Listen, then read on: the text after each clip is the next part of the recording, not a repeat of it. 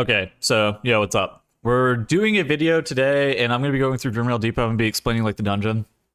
With season 4, I've seen some people having a lot of issues with the old dungeons returning as they've not played them whenever they were current content. Of course, been around for a while, done these dungeons as current content.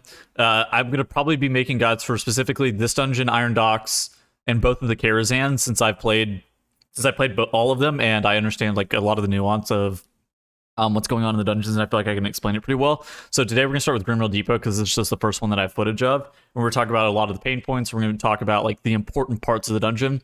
So whenever you're stepping in the key, doing like 15s, doing like 16, 17s, you're going to have a lot more success because one of the biggest things I've seen is people talking about like how the dungeons are super hard. Okay, so Lower Kara is quite overtuned, but I think a lot of the issues that people are having is that they're like not familiar with the dungeons and they're not familiar with the mechanics. And so I think that this is a great time to just show you guys some of the mechanics and kind of explain what the most important parts of these keys are.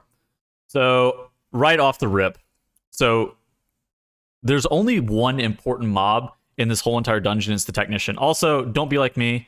There's this person right here, and like you can talk to them, and you can get different stats for your buff. Make sure you take the stat that you really want. Don't accidentally let it default to versatility is not that bad, but if you don't talk to them, then you end up defaulting to versatility. Anyways, so getting a little bit back on track, there's only one mob in this area that really matters, and it's this technician. So basically, the technician does two casts. It does the 10,000 volts cast, and it does a cast that they try to activate the Iron Star, and it's like an activate cast. Both of them mandatory kicks. So 10,000 volts will one-shot just a random player that it's targeted on, and then the activate Iron Star will probably one-shot your whole entire group if it goes off. Both of the casts need to make sure that they're going to be kicked. And so our group, since it's inspiring, you see that we polymorph this laborer here, and then we grab all this trash. This is totally fine. Just if it is inspiring, you need to really make sure that the inspiring is dealt with because you need to be able to get kicks on the technicians. And so immediately I see the technician trying to activate the Iron Star. I just beam straight on top of it. And that's like super important. The technician should be the primary focuses here. The laborers don't really do all too much. Beyond that, with the technician, you can stop it with any form of CC. Like you see me even knock it there. You see like you can even stun it, do basically anything to stop the activate Iron Star cast. Both of them, that and the 10,000 volts cast, are mandatory stops. Beyond that, trash here not doesn't do too much. Realistically, the overseers just do the dash. Don't get hit by the dash. There's not a ton to it. It's baited onto your tank. So you see our tank here. They're angling it like with that arrow, just kind of into the wall. And so they're doing a good job of making sure that it stays in the right spot. Another thing specifically to this week is there's this double, or actually not even specifically this week, but specifically to this pull, like there's this double technician right here. One of them is an infiltrator. And so this pull is a lot easier than it may initially seem, especially on Inspiring, since there is only one technician here. Basically, same rules apply. Really make sure you're getting the interrupts. Really make sure that you are stopping the casts. Beyond that, not too much to this trash. For the boss, I've seen a lot of groups mess up this boss. Basically, how it works is I'm just gonna. Well, actually, I can just let the footage play. You're trying to kill the bosses evenly. So if you kill the brute too early, then Rocket Spark is going to enrage. If you kill Rocket Spark too early, the brute is going to enrage. You reasonably cannot kill them too much out of sync. Otherwise, you're going to wipe. Rocket Spark does like it goes into the rocket phase and it just does infinite damage to you. That's their enrage, and the brute just turns big and red and chases down your tank and will wall up your tank. That's that enrage. So reasonably, you cannot let this boss enrage on you, and then like beyond that, so you're trying to keep them as even as possible. I like to prio into Rocket Spark and just have a lot of the cleave go into the brute because Rocket Spark goes immune every so often whenever they hop up here and do the missile barrage. And so at that point, then everybody kind of starts on targets the brute. So then I like to hit the Rocket Spark with it.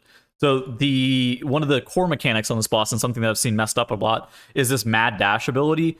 So whenever Rocket Spark is up top doing this kind of similar to like a chicken barrage, the brute starts casting Mad Dash, your tank needs to aim it into where the boss is. Then Rocket Spark will come back down, be targetable, and stop doing that AoE. That AoE is not really dodgeable, so it's a great time to pop a defensive. Healing cooldowns are also pretty solid there. Beyond that, not really too much about this boss. There's not a ton of mechanics. Just dodge the ground effects. And yeah, just really make sure that you're trying to keep them even, and your tank does the Mad Dash on the boss whenever the phase does happen. Next thing to talk about. Zulgamox the Dreadlord, the main bad Dreadlord. If you've done any Season 4 keys, you know what I'm talking about. Zulgamox is right here at the top of these stairs. I really like to pull this boss back into the room, pop any CDs that have come back up on this boss. Like you see me here, I'm using my Venthyr Moonkin CDs. It basically ends up killing it off as fast as possible. There's also another laborer that's underneath the stairs. This laborer is not like a natural mob in the dungeon. It is a disguised Dreadlord. If you really want more stacks of your buff, you absolutely can pull it. If you're feeling a little bit ballsy, for Zulgamox, you can also do that. The only thing to know... Okay, so there's a couple things to know about this Dreadlord. I guess we'll go through some of the mechanics. Hypnosis Bat, it can be CC'd. It's also a beast. It can be polymorphed. It can be hibernated. It can be frogged. It can be hexed by like shamans and stuff like that. Any spammable CC is good on it. You can also just like stun it or para or anything like that. And then you can make sure that the bats don't get their cast off. You don't really need to DPS them at all. They don't really do anything. I'm hitting it here, but I don't necessarily know why. Beyond that, what is important in Zulgamox is if you have an MS of any kind, whether it be Serve Hunter Pet, whether it be Warrior, whether it be Rising Sun Kick, very good to maintain on Zulgamox. And the reason for that is because it reduces the amount of healing and shielding that the mob is going to be doing. And so any MS, especially at higher levels, is quite good. On 15s, it's nice, not mandatory, but it is just something that is nice to have. Aside from that, the mob is a bit tough. The shield, I feel like, is a bit high, especially for groups that don't have an MS. But as long as you're making sure to CC the bat, as long as you're making sure that you're saving damage for the Blood Siphon and getting it killed off as fast as possible, it should mostly be okay. Beyond that, now we're moving into the train section of the dungeon. I'm trying to really speed through this. I don't think that we need to take too long. The train section of the dungeon is quite difficult, especially on this week since it's quaking inspiring. The only thing to really know is like whenever you do have these Dreadlords, it can be kind of tough because they drop the Nightmare Cloud, and so like people can get slept. So like our Nightmare Cloud is here. And so now we have to dodge out of the way of the Carrion Swarm while also dodging the frontal from the Sentry. And so maybe you see me erratically shaking my camera as I'm kind of tilted. Maybe pulling this pack back could be beneficial. I don't really know exactly where this pack needs to be tanked, but 3 frontals is a bit tough. So taking this area, I think, is just slower is going to be more beneficial because there's a lot of frontals. That's like the biggest point is like... just kind of try to take this area a little bit slower, and you should be good. Dodge out of the way of the shrapnel blast, and like yeah, everything should be pretty fine. So now we're making our way through this area. There is this Hulk. It does only tank damage. You can soothe it. It's got a stacking enrage, but not the highest priority. I think most of this trash, as long as you're taking it piecemeal, it doesn't really matter too terribly much. So let's talk about this boss, because this boss is a little bit complicated. So first off, you're going 100 to 60 in this area. And so once the boss goes to 60, then you go into phase 2. We'll talk about phase 2 whenever we get there. But for the first 40%, the boss isn't necessarily doing too much. You can pop all offensive cooldowns here. I would recommend... So just generally, I would recommend lusting first boss, and I'd recommend lusting third boss. And I think that I probably should have said that before now. But lusting those 2 bosses, and we'll talk about why lust third boss in a little bit. But lusting those 2 bosses are probably going to lead for the highest chance of success. Lusting this boss, like you're not going to wipe to lust, and a lot of the damage that you do to the boss is not necessarily under your own personal control, and lust is not going to really speed up this boss. So the only thing to really do in this first phase is to dodge out of the way of the boss's cast. He does this Blackrock Mortar, and it's like a ground effect, and it like shoots out from him. And so once you see the circle on the ground, really just start moving and getting out of the way of that. So here, we are pushing the boss to 60%, and you see that he runs away, and then we're going to be running up this left side. So the important part of this left side, so there's a couple things. One, we have Suppressive Fire. So this is the first and most important thing. So Suppressive Fire people need to be lined. And so there are like 3 spots that you can reasonably line with the Suppressive Fire. And those 3 spots are right here, here, and here. And so sometimes there will be fire in these columns. And so they'll push you off and force you to go to a different spot for your line. Basically, if you have Suppressive Fire on you, just really, really make sure you get out of line. Right now, our Suppressive Fire is on our Shaman, and they're like walking up. They are walking faster than it, so they're not standing still, so not getting hit by the Suppressive Fire. But you do see they do get out of line of sight of it, and everything is fine. So 2, the second most important thing is killing these ads. And so basically, once these ads die, I'll wait for a second. Once the ads die, they drop like bags on the ground, and you can click the bags and then get inside the cannons. And that's basically the core of how Phase 2 works, is just dealing with these cannons and utilizing them to kill not only the boss but also the trash. But you have to kill the trash to get the bags before you're able to use some of the shrapnel stuff. So first off, immediately I want to point something out. So there was a bag on the ground on the corpse of this mob. I click it. You see that I get this buff. Now I'm going to be hopping in this cannon here in a second. Like you see, I'm trying to get into the cannon. And so what that buff means is that I can use my 1 ability. So right now, it's kind of difficult to see at the bottom of my screen, but I have the 1, it's highlighted, and then my 2 is grayed out.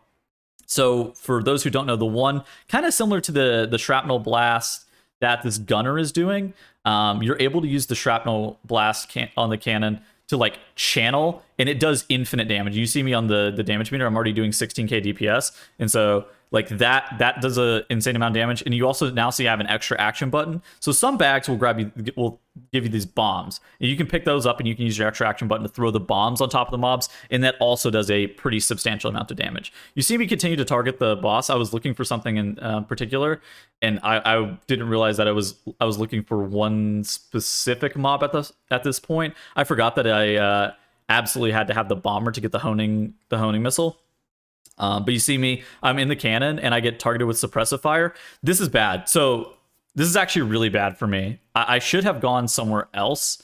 I made a mistake here. You see now that I'm getting stacks of this fire because I'm standing in this. This can be very dangerous. I should have gone to either the front or the back line point, and instead I'm standing in this line point, stacking myself up with this fire buff, and I almost end up dying due to that, plus a terrible, terrible quaking overlap. That was a horrible play by me. And so immediately I get in the shrapnel cannon, and you see that my 2 was not grayed out this time.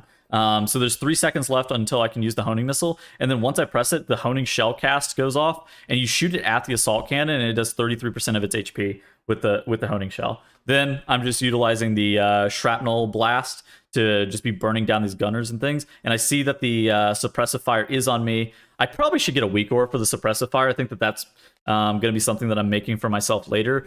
And then at that point, I am now just managing in the cannon. And that's the core of how this fight works. So you're trying to get the honing shells. If you have the stacks of the Suppressive Fire from the bags that you're picking up on the ground, you continue to get in these cannons. I really like this middle cannon. I think that the front and the back cannon are both pretty worthless. This middle cannon is the bread and butter of the fight, and you just move over and over again into the cannon. Every single time you pick up a honing shell, just slam it on CD. And so now I'm just shrapnel blasting to try to clear out all this trash. The assault cannon is at 44k HP. I guess we could I could probably throw the bomb. I could probably throw those bombs, or we could even DPS down the assault cannon, and the boss would come out. You do see that we end up shooting another honing missile. I think that's probably not worth what we ended up doing. Seemed pretty not great, I will admit. I think that there are certainly better solutions than how we dealt with it there. But overall, that's basically the core of how you deal with the second boss. And it's a bit complicated, I will admit.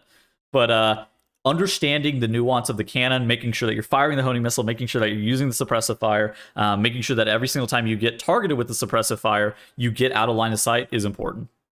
And so here, the Farseers, I'm probably going to end up dying here. The Farseers put up the Spell Reflect shields, basically the lightning shields. They're just like a standard lightning shield. You could purge or kick them. Really make sure you're kicking them. Your Moonkin's going to die if they don't get kicked. All right, let's talk about the last boss. We end up wiping on this boss for a little bit, so I have some time to talk about it. First things first, you want to lust at 50%. And I'll explain why in a second. Second thing, there are 3 core mechanics on this boss. So first off, we'll talk about the easiest one. Let's talk about this. Boss has a spear, and the boss will spin around and start throwing a spear at a random target here in just a moment. And you see it is casting the spear. It's angled at like, is that actually going to hit me? Okay, so I actually dodged out of the way of it. So they angled the spear in that direction. I end up fortunately dodging it. And so it wasn't that big of a deal. You need to really make sure that you dodge it, otherwise it's going to stun you. Next thing, Freezing Snare. It's a frost trap. It roots all members of the party. It gets baited onto specific players. Basically, once you see like, oh, frost trap on me, you move out of the way of it. Don't stand underneath it. You'll get stunned or rooted. I think it's a stun. I actually don't even think it's a root, but I'm not 100% sure. So then beyond that, the last and the biggest mechanic of this fight is this lightning. And I've seen a lot of questions in regards to how does the lightning work. First off, you can't dodge the lightning. That's the biggest thing that you have to know, is that you are taking a hit of the lightning. And so you want your group to be fanned out. So ideally you want people in like all 4 far quadrants of one another. And so while you are kind of inclined to like stack, especially as melee, you really want people to be stacked up. So there are basically 9 quadrants on this platform that lightning can go into. And so I can mark them out like this. And so there are basically 9 quadrants that the lightning can go into. And so you're trying to have people as fanned out as possible. And so if the people are in these 4 corners, it is likely that you're only going to get lightning on probably like 3 of them, if I'm being honest with you. And this is due to the fact that especially at the beginning, the lightning is only going to go into 3 of these quadrants. As you can see right here, we currently only have lightning in this quadrant, and this quadrant. And we're going to talk about it in a second, but this is kind of why you save lust for this for 50% on the boss, is because of what the boss does once it reaches that 50% threshold. So we're going to wipe here in just a second, and we don't even get our lust off. I'm going to fast forward to our kill. Give me one moment. Well, okay, whatever. We had our tank solo this for a long time. It's not an uncommon situation to have. So basically making sure you're staying fanned out, making sure that you're dodging the spear, and making sure that you're dodging the trap in the first 50% of the boss is important. This will allow your healer to reduce the amount of damage that they're taking. It is imperative that you get topped up off of the lightning after the lightning goes out, and you're only taking incidental damage from that initial hit. It is pretty overtuned, I will say. It's doing a lot of damage, but it's predictable when it's coming out. And if you have like defensives available, if everybody's topped up, you should be more than fine. And so you see me here, like I'll be like pre-bearing, or like I'll be popping a health potion or health stone every single time I have it on me. So we lost at 50% because the lightning, the amount of spots and the frequency at which the lightning despawns is decreased whenever the boss is at the 50% threshold. So you're only going to have 1 available zone once this fight starts to go later and later. And so that's why you want to lust 50%, so you can burn down the boss as fast as possible. So you see immediately right here, we have 4 zones that are covered now, as opposed to the 3 that we had in the first phase. So it's so like if we draw the grid like we had earlier, out of the 9 zones, now we have these 3, and again, still non-dodgeable damage, and this middle one is now covered. And it despawns a little bit slower, and the dragon is coming out a bit sooner. And so now you're going to have you're going to see we have a Thunderous Breath. I'm doing a good job of making sure that I'm not stacked on top of our tank. And now we have 9 zones covered. And this is why you want to lust this phase, because whenever you have 9 zones covered, it's basically all 5 members, as opposed to like the 3 or 4 that were going to get hit before. Now all 5 members are almost assuredly going to be getting hit by this lightning, just because of how many spots it covers up. And I do a bad job of quickly identifying where the safe zone was there. But I think you kind of understand. If I was topped, if everybody was alive, it would have been more okay. And I think that's like the important part. We do end up, our tank ends up killing this, so not all was lost. But that's basically how you're going to be doing the boss. Make sure you save lust for 50%. Make sure that you're popping defensives or rotate personals, that kind of thing, every single time the lightning comes out, and then just really make sure you're topped. Any passive healing that goes on you is also pretty impactful and important. All right, so I don't want to make this too much longer. We're going to cut this off at 20 minutes, and I will see you guys in the next one. I'll be making videos for the other dungeons that people don't really know what they're doing on in the next couple of days whenever I have better footage for them. So goodbye, and I'll see you guys later.